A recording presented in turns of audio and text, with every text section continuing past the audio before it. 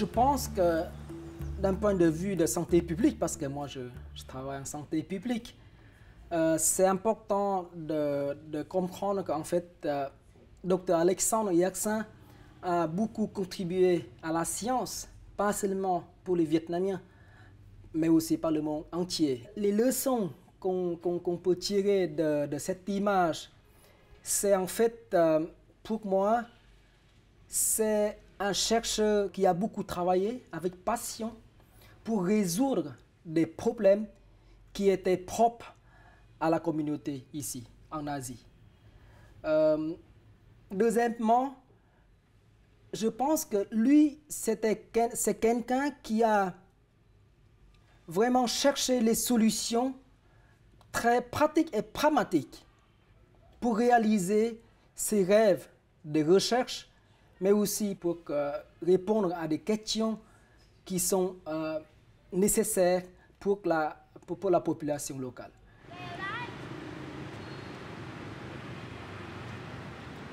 Finalement, je pense que c'est important aussi de voir que Alexandre Yersin, bien sûr, il était français, il était suisse, mais la plupart des Vietnamiens, bon, mais pas la plupart, mais les gens, j'ai parlé avec les gens, et certaines personnes l'ont pris comme un colonialiste. Et pour moi, ce n'était pas tout à fait ça. Lorsque vous regardez tous les documents et voir comment M. Nam a aimé la population locale, il a aidé les malades, les enfants du village, etc. Et tout ça, ce n'est pas vraiment une image de quelqu'un qui a colonisé la population, mais aussi lorsque vous revenez sur l'histoire du développement de l'école de médecine de Hanoï, vous voyez aussi qu'en fait, lui, c'est quelqu'un qui a voulu former les médecins du Vietnam, de l'Indochine. Hein? Parce qu'il y a une histoire après, qu'en fait, tu vas voir, le nouveau gouverneur est venu et il y a le chef de service de santé qui voulait prendre la direction de l'école de médecine et qui voulait aussi former les médecins auxiliaires. Ce n'est pas vraiment des médecins principaux. Et c'est ça, je pense qu'en fait, l'humanité en Yersin de l'époque.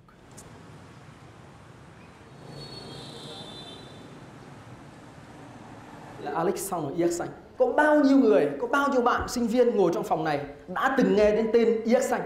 Giơ tay thử xem.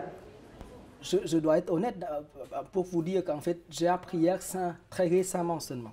Il y a environ 10 ans, lorsque j'ai commencé les études à Hanoï, je viens de campagne, et Yersin pour moi c'était inconnu. Et j'ai vu le nom de Yersin dans la rue. Pour ceux qui travaillent en microbiologie et en santé, en médecine, je pense que Yersin c'était pas quelqu'un inconnu. Mais pour la population locale, je ne parle pas de Nha Trang ou de Dalat, à mon avis, pas beaucoup de monde connaissent Yersin en détail. Nếu các bạn đọc tiếng Anh, mọi người đọc tiếng Anh đọc là Yersin. C'était la première l'université ou l'école de médecine de l'Indochine. Il a beaucoup travaillé pour monter cette école de médecine qui devient maintenant l'université de médecine la plus grande du Vietnam. Et en fait, il a dû aussi enseigner lui-même parce qu'il n'y avait pas assez d'enseignants à l'époque. Donc, vous voyez, il a enseigné la zoologie, la physique, un peu de tout. Et j'étais impressionné par toute la description qu'il a faite dans les lettres qu'il a envoyées à sa mère.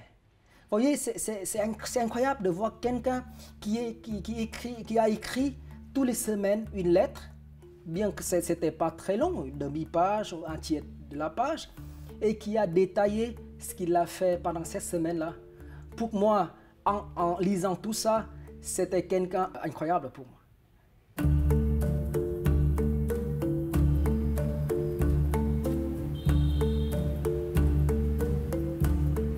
Vous voyez qu'en fait, c'est toujours difficile de commencer quelque chose de zéro. Et en fait, construire l'école de médecine de Hanoï de zéro, c'était la difficulté pour Yersin.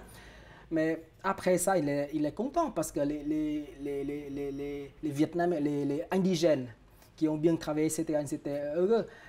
Je pense que le problème le plus difficile pour lui, c'est en fait qu'il ne pouvait pas réaliser son rêve de former les médecins indigènes.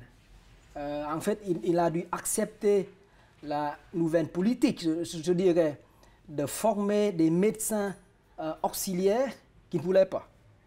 Et il était honnête de quitter sa fonction d'être directeur de l'école de médecine à l'époque pour rentrer à Nha Trang, investir complètement son temps pour le développement de son institut de Pasteur, en même temps prendre la direction de l'institut Pasteur de Saigon.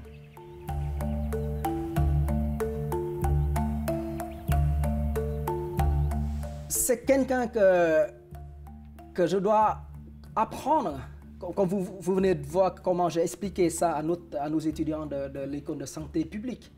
Je pense qu'en fait, dans le contexte du Vietnam actuel, c'est une société avec beaucoup de mélange parce que vous avez le développement et vous avez des avantages, des inconvénients. Et l'image et les leçons qu'on peut tirer d'Alexandre Yersin, c'est important pour nous, surtout les jeunes comme moi, et surtout pour ceux qui travaillent en recherche. C'est la passion pour poursuivre les objectifs de notre travail, mais c'est aussi les connaissances pratiques pour surmonter les difficultés qu'on a dans notre contexte scientifique. Donc ça c'est important pour les chercheurs, mais aussi un objectif plus grand pour travailler pour la communauté. Donc ça c'est une approche, on dit maintenant transdisciplinaire, vous voyez, l'approche interdisciplinaire. Il n'a pas travaillé seulement en microbiologie, il a travaillé sur autre chose pour résoudre le problème qu'on a en ce moment.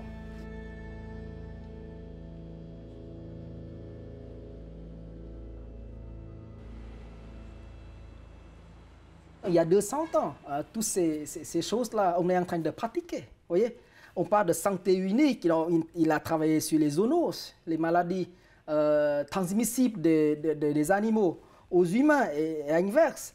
En fait, il a mobilisé les ressources de différentes personnes pour réussir à sa recherche. Tout ça, c'est l'approche qu'on est en train de pratiquer en 2012, 2013, 2014, au XXIe siècle.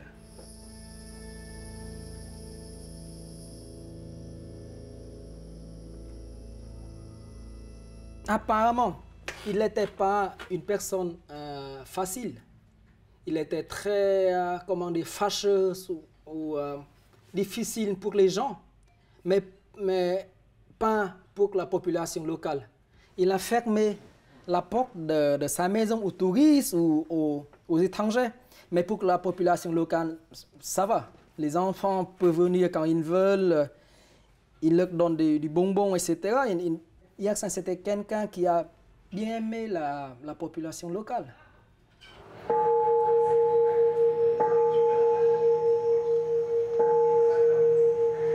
Alexandre Yersin,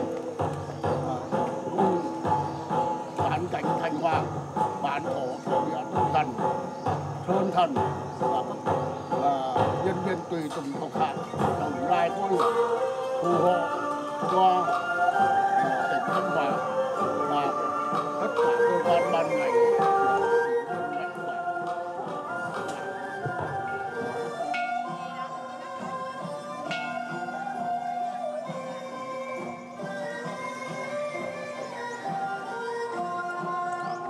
Donc il est un citoyen, je dirais, global, mondial.